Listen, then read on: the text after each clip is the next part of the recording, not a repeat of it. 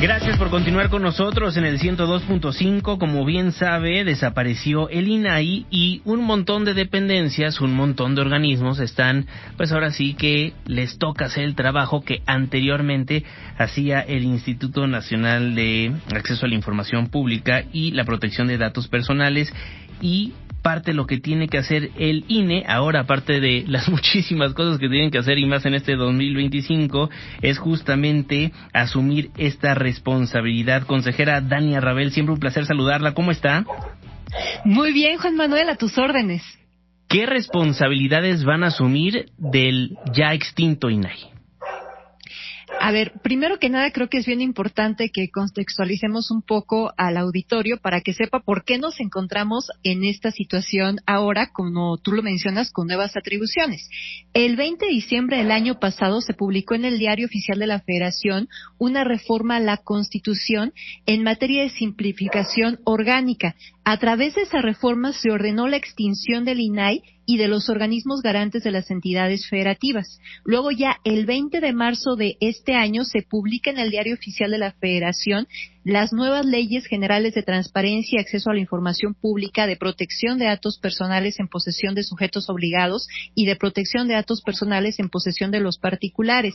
Y específicamente en el artículo 18º transitorio de la Ley General de Transparencia y Acceso a la Información Pública se estableció que el INE tenía un plazo máximo de 30 días naturales contados a partir de la entrada en vigor de esa reforma para realizar las adecuaciones a su normativa. Ese plazo se venció el sábado 19 de abril, o sea, el sábado pasado, y por eso hicimos modificaciones en el Consejo General, y ahora ya tenemos nuevas atribuciones para el INE. Con esta reforma, el INE adquiere competencia para conocer de los asuntos relacionados con el acceso a la información pública y la protección de datos personales de los partidos políticos, así también incluso los recursos de revisión.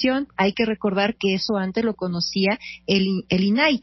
Y anteriormente incluso lo que hacía el INE es que si una persona formulaba una solicitud de acceso a la información y no quedaba conforme con la respuesta brindada por los partidos políticos, acudía al INAI a interponer un recurso de revisión en contra de esa respuesta.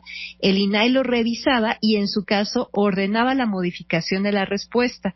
Además, en caso de que se actualizara algún incumplimiento, el INAI nos daba vista al INE para que impusiéramos sanciones correspondientes a través de procedimientos ordinarios sancionadores. Ahora todo eso lo va a hacer el INE y se va a convertir el INE en el órgano garante por lo que hace a las obligaciones en materia de transparencia y protección de datos personales de los partidos políticos. Pero otra cosa más, el INE sigue siendo un sujeto obligado a la transparencia, claro, y al acceso a la información, a la protección de datos personales. Y como no nos podemos cuidar a nosotros mismos, entonces lo que se determinó es que el órgano interno de control va a ser quien va a vigilar que el INE cumpla con esas obligaciones.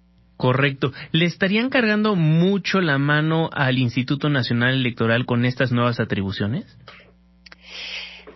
A ver, yo diría que vamos a volver a un esquema que hace muchos años teníamos, en donde no era competente el entonces IFAI para conocer de temas en materia electoral. Claro. Y entonces el IFE en ese momento tenía competencia para conocer a través de un órgano garante de transparencia lo que tenía que ver con las obligaciones en la materia de los partidos políticos. Sí. Quizá lo más relevante ahora pues tiene que ver con la protección de datos personales, en donde el INAI, pues además de su expertise, pues asumía una mayor competencia con relación a estos temas. Entonces, pues sí tiene ya nuevas atribuciones el INE y cada vez con menos presupuesto, porque pues ya cada año nos dan menos de lo que solicitamos. Va a ser otro reto adicional, pero bueno, esas son las condiciones que tenemos en este momento. Y ahora los van a estar vigilando a su vez en el órgano interno de control, ¿no? Entonces, de todas maneras es darle la vuelta como a todo lo que ya se hacía. Sí, efectivamente, en lugar de tener a un órgano autónomo vigilando el desempeño en la materia del INE, ahora vamos a tener al órgano interno de control vigilando el tema de transparencia, acceso a la información y protección de datos personales, por lo que corresponde al INE. Bien. Pues bueno, más bien les amplían las atribuciones de algo que ya de por sí hacía el Instituto Nacional Electoral, de lo que entiendo, consejera. Nos las amplían respecto a lo que nosotros hacíamos en ya en la era INE, sí, pero volvemos un poco al esquema que teníamos cuando éramos IFE. claro. Bien, pues consejera, muchísimas gracias por aclararnos todas las dudas que teníamos acerca de este tema. Con mucho gusto, a tus órdenes, Juan Manuel. Muchísimas gracias, Dania Rabel, consejera del Instituto Nacional Electoral.